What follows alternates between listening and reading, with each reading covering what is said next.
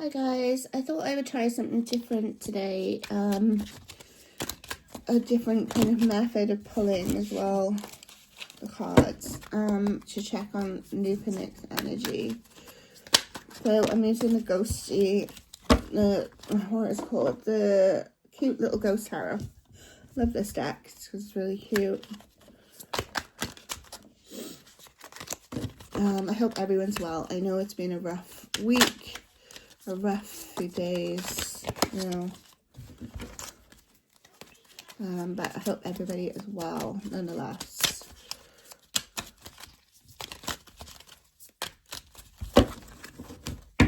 And bring in Nicola and Luke's energy spirit, please. Nicola and Luke, Nicola Coughlin, Luke Newton, Nicola and Luke. Nicola and Luke, how are you doing, my lovelies? So we'll do a relationship read on Nicola and Luke, please. What is the current relationship between Nicola and Luke, please? So we're gonna have Nicola on top and Luke on the bottom. I'm not being rude, I promise. What are the... That's too many, Spirit. What is the current relationship, please, between Nicola and Luke?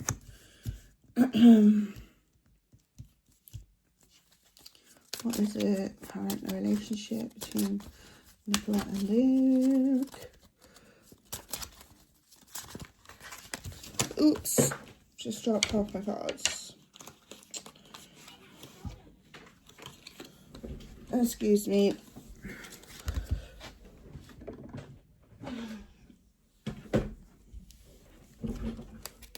Sometimes that happens.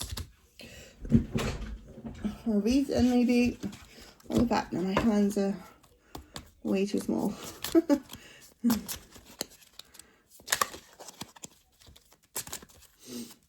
What is the current relationship like, Spirit, between Luke and Nic? What is right? So we've got Nicola's cards. I'll put them up here so you can see them on camera. What is the current relationship between Nicola and Luke? Got Luke. Luke, how do you feel about Nic?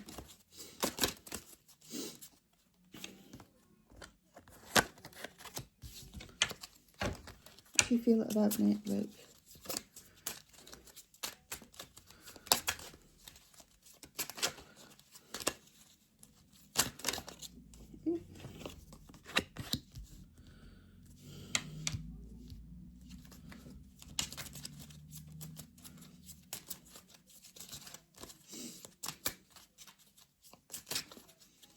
How do you feel about Nic? Luke, what's happening for you? The BAFTAs are coming up today. I have one. Okay. And then the underlying energy between... Oh, is the Empress. I'd like to see that. So... This is, you know, and we've got the star underneath that, so you've got the Empress. And then we have the star card underneath that as well, which is nice to see. And they're both flipped over. Interesting. Okay, so the Empress, the underlying energy then. This is this, you know, fertile energy, strong, steady, you know, powerful, listening to intuition, fertile, the lovely energy. First of all, to come up between Luke and Nic. Right, so I'm going to start then with Nic. How does she feel in her relationship, whatever it may be, with Luke at the moment in this current time? So we've got the Two of Swords. So I think Nic is a bit blinded in her decisions at the moment regards to Luke and which way to go. The path today, I think, is definitely a big decision on Nic's mind. What am I going to do today in regards to Luke? How is she going to behave? what is she going to let the world see? It's interesting as well that the moon is in, I don't know if you can see that, the moon is in this card, and that's the illusion. It's always behind them. And I had a dream this morning that I saw Nic and Island, and there's water there and the cliffs as well. Now I know she's not in Ireland, but you know, whenever I see water and cliffs, you know, it symbolises Nic for me, because, you know, after I've seen that Galway video of her and Luke last summer, I know that she's deeply connected to her home. In regards to Luke at the minute, she's got a decision about which way to go with him, whether to stand behind the illusion or move forward, I feel. Okay, so Luke, how does he feel about Nicola, his relationship, whatever it might be, with Nic at this time? So, enlightenment. There are some cards in this deck that are not in the traditional tarot, which I loved. So, I think it's the world, because we can see the world card in here. So, but enlightenment is an interesting word for it. So, and his music around this, interesting. And then the ghosty is kind of covered with this veil as well. There's a lot of secrecy here, okay. There's things that the world don't know, and that comes again with that moon and illusion card. I think definitely seeing a lot of music around them, which is interesting. But I don't think the world can see everything that he feels for Nic. He's keeping that closely to himself and vice versa. There's a veil in front of it. We've got a little star on here as well, and I've got the star card underneath here. Today, again, it's these decisions about what they decide to show the world. Which way are they going to go with this, you know? It's definitely this illusion, and what can we show, you know, with the star card as well, and the Empress. Okay, so the Center card then. So what is sort of worrying him? What is crossing over them at the moment with the Center card? So Nic was worrying her about her relationship with Luke. Yeah, okay. It's the Three of Coins, sorry, which is the Three of Pentacles in the tarot. It's to do with money and the three people that are in the relationship, the illusion with the moon and the world. So what is worrying her as well, you know, is, it's funny, there's like, the one ghost looks like a child really, with like painting. It's like they're painting a picture of the illusion, you know, of what is going on versus what is actually going on. And it's all to do with money, and it's tied up with three people, and that would make sense with Antoni's energy. Money, contracts, things, you know, that we're not privy to. Painting a picture. You can see, you know, the ghosts, they're actually painting a picture of what's going on at the moment. It's very interesting. Okay, with Luke, what does Luke feel is crossing over him in his regards to his relationship with Nic? The Ace of Blades. Okay. Well, aces are new beginnings. They are the start, you know. It is also a gift from the universe. It's about communication, well, with the swords as well. I think Luke is hoping that after these awards there is going to be a new beginning for him and Nic. Like, he's still very optimistic and hopeful, even though he's kind of in the middle of this PR crisis at the minute. Like, when it comes to Nic, he is just hopeful that, you know, things are gonna be on track after like certain events, and they're hoping for some kind of victory. Whether it comes in from the universe today, I don't know. I don't really see the carriage scene winning, to be honest, guys, even though I love it, and you know, it means so much to me, and I've watched it countless times. I think in the UK, like, Gavin and Stacey is so massive. It was something, you know, that I would be looking forward to as well for a long time, and I cried at the episode, and it's still kind of fresh in people's minds, you know.